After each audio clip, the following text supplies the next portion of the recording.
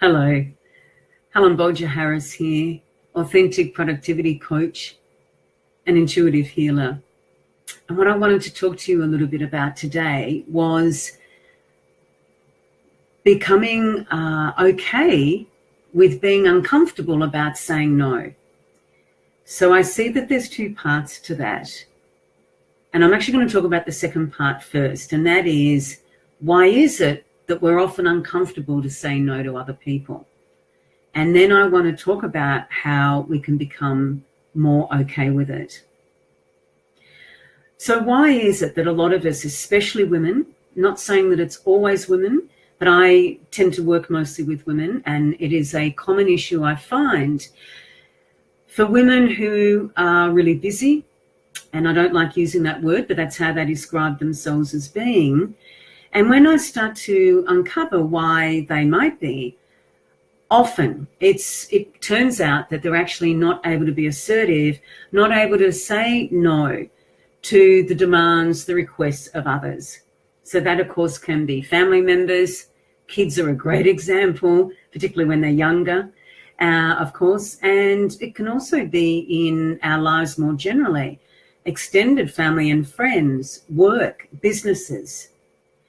So as you know, I work with women in business, so that's what I'll particularly focus on.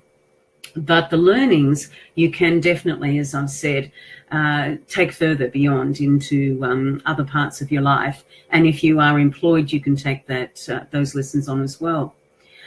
So why is it that particularly women are uncomfortable with saying no? I think it stems from what we're conditioned culturally, particularly, well, in fact, in many countries, I was thinking Western, but it's in many countries, for the woman to have the role where they are saying yes more to family members. Perhaps there's an element of being subservient with that in masculine-based cultures or dominant cultures. And we tend to want to please people. We are naturally nurturers. We are naturally givers. We tend to, and I'm generalizing here, but we tend to focus on wanting to help people and help them be comfortable. And in that respect, that's how we become comfortable ourselves. There's many sort of situations in society that support that, and that's that. One of the biggest examples is this typical mothering sort of style where we give rather than necessarily, and we say yes rather than necessarily saying no. And for a lot of women, it can be, there's the risk, if they were to say no more often, of being alienated, being rejected. I do think that with a number of women, it is to do with being their own self-esteem, that not all of them, but a number of them can feel that they need the approval of others in order to feel worthy, and that if they say no, they risk the other person not approving them, and that will then affect them negatively with their self-esteem. So I think that, as I said, particularly for women, it's a really difficult thing to overcome because of all this conditioning, as I was saying. But the problem with that is if we don't say no more often, and that's saying no to things that we generally don't want to be doing, or that we feel we have other priorities, and that we feel deep down we're not in a position to do it. There's that saying, give something you want done to a busy person and it'll be more likely to get done.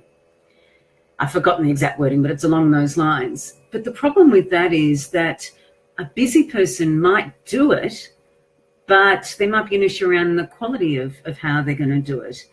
And they might do it, but is that really the best thing for them? Might be for you because you get whatever it is that you want done, but it may not be in their best interest. So I feel really, as I said, I work with women a lot, and it's something that I've had to learn in my own journey. I wasn't assertive for much of my life, and I wasn't able to therefore express what my needs were. And a lot of the time that was saying no, whether it be to employers or to other people, family, friends, etc., other people in my life. So it's actually a real skill. It's not something that we, because of this societal conditioning, that we are actually taught in school or elsewhere.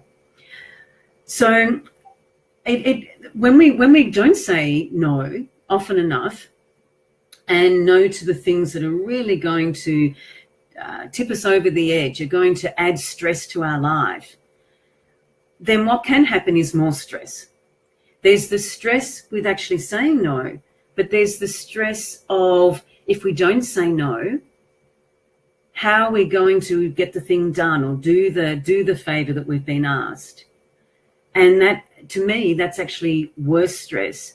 It's and the main reason I think like that is because it means that, and I've had this happen to myself in the past so many times, I can walk away from saying yes and think, oh my God, I've said yes, now how am I going to do it? I couldn't say no, and yet I knew deep down intuitively that I wanted to say no. And then that affected my self-esteem. So there's the risk of our self-esteem being lowered in our minds if we say no, with the other person disapproving or rejecting. But I think even worse, certainly it was for me, was my own disappointment in myself that I couldn't be truthful and be able to say no. It doesn't work for me. And we're actually entitled to do that. We're really in charge of ourselves. And I have found time and time again with women that I work with that if they haven't said no, there's had real negative repercussions.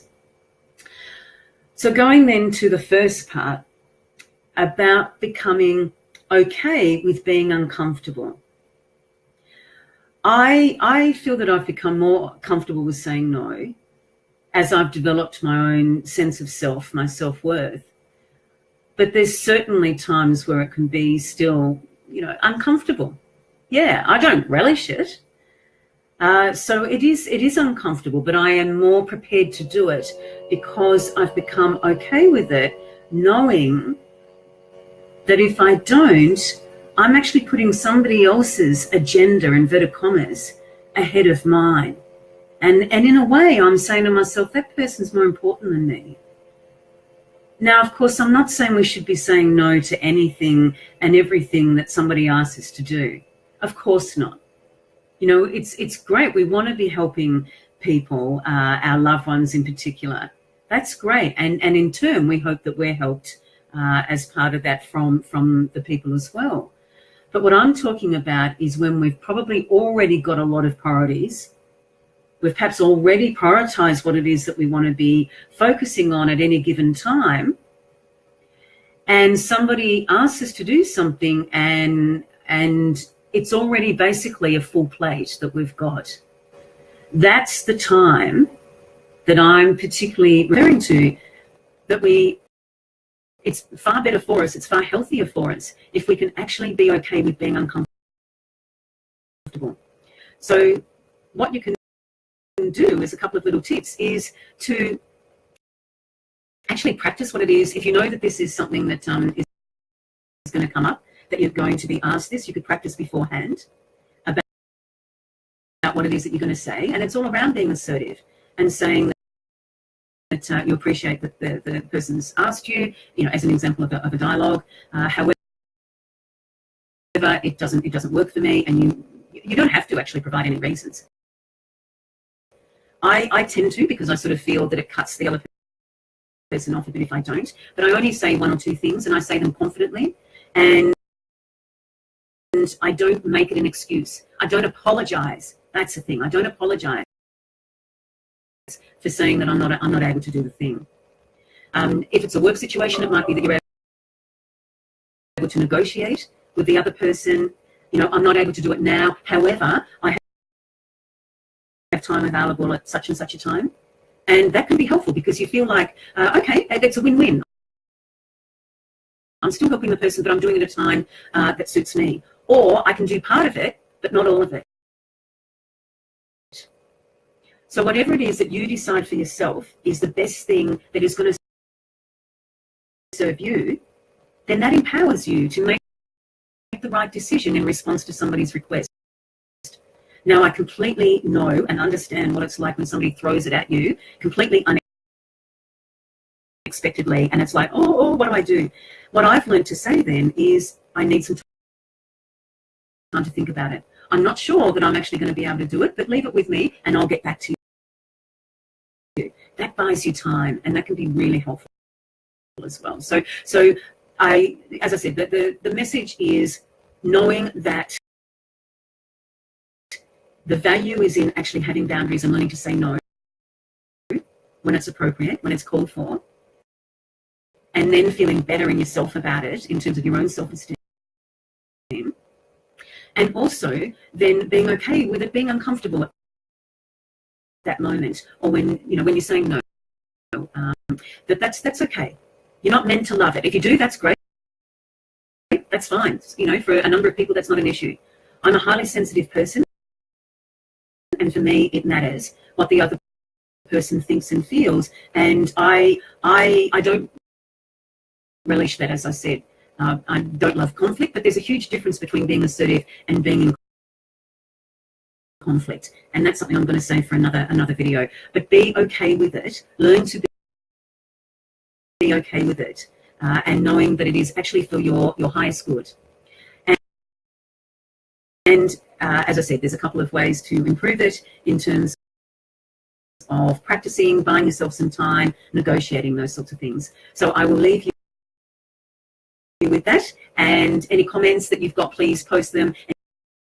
Any questions, you're welcome to do that, or email me. My contact details are on the Facebook page, and I look forward to seeing you next time. Bye.